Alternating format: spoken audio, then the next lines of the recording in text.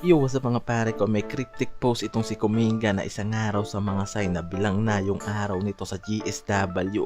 Siya kasi yung isa sa mga matunog na pangalan na maaaring i-trade nitong Warriors. Dahil nga sa dami ng trade rumors ngayon, itong Warriors, itong 22-year-old power forward na si Kuminga, ang isa sa pinaka best asset nila para sa parating na trade deadline na maaari nilang i-offer para makakuha ng isang star player. Si Kuminga rin kasi yung isa rin sa mga player ng Warriors na maraming team yung nagkaka-interest this conference, lalo na yung pagiging bata at husay nga ng versatile nito bilang forward, at malaki yung potential nga raw sana na maging star player ito ng Warriors in the future. Pero kailangan nga nilang bitawan yan dahil ayon sa analysis kailangan nga raw ng mga to ng isang NBA star caliber kung gusto ng mga to na bumalik sa pagiging title contender. Even na isa sa mga main piece pa nila itong si Kuminga na kailangan nilang bitawan.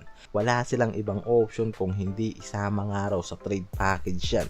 Si Kuminga kasi ngayon nag-average ng 15.1 points, 4.4 rebounds and 2.0 assists per contest while shooting 43.6% from the field at 32% from 3-point range sa 25 games nito ngayong season. Siya yung 7th pick ng 2021 NBA draft at 4 na season siya ngayon sa Warriors. Yan yung hypothetical trade ng Warriors ngayon para makakuha ng isang star player. Sa Instagram post nga nito ay nagpakita ng araw ng sign itong si Kuminga na pagpapaalam nito ngayon sa Warriors dahil sa pinost nito na photos na nagpapakita nga raw na totoo yung rumors sa kanya, at marami mga Warriors fans ang naglabas nga dito ng mga kanya-kanyang mga komento tulad ng sinabi nga dito na get ready to learn Miami Heat at ang I will miss you, you will be a star elsewhere. Yan yung mga komento ng ibang mga Warrior fans dito kay Kuminga. Sa kabilang dulo mga pare ko, sinabi naman itong si Jason Tatum sa isang interview na ang goal talaga niya ngayon ay makakuha ng pangalawa niyang championship title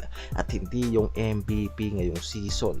Parang nagpaparinig to dahil nung last season nga ay umasa ito na siya yung makakakuha ng final MVP, pero ang nangyari itong si Brown yung tinawag nitong si Adam Silver, at ngayon nga sinabi nito sa media yung main goal niya ngayon makakuha lamang yung championship title sa conference na to. At naniniwala sila Porzingis, head coach nitong si Joe Mazzulla, na hindi personal record yung hinahabol nitong si Tatum dahil naglalaro ito sa Boston para sa buong team.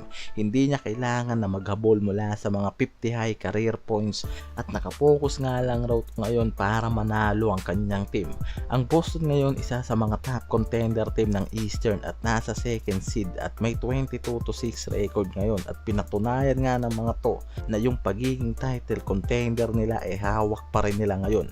Mas nangunguna pa pagdating sa power ranking this conference after na talunin nila itong number 1 seed na Cavaliers. Ibinawala nga raw sa isip ngayon itong si Tatum yung MVP title, pero nilabas naman ng NBA official na isang araw ito sa mga may numbers ngayon sa MVP. Itong si Tatum ngayon isa sa mas matunog nga ngayon na pangalan para sa titulo na yan mula sa naabot nitong milestone sa kanyang team at yung mataas na numbers na pinoproduce nito ngayon sa kanyang team na Boston. Kaya naman yung numbers nito ngayong season sobrang ganda nga raw para pumasok sa MVP caliber, at ito ngayon ang isa sa pinakamagandang season para dito kay Tatum dahil bukod sa magandang numbers nito, nasa mataas pa ngayon na kalidad yung Boston pagdating sa championship contender, at sobrang ganda ng run nila patungo sa championship game ngayon. Hindi malabo na kung makuha nga raw niya ngayon yung goal niya na yan, di malabo rin na sa kanya rin mapunta yung final MVP,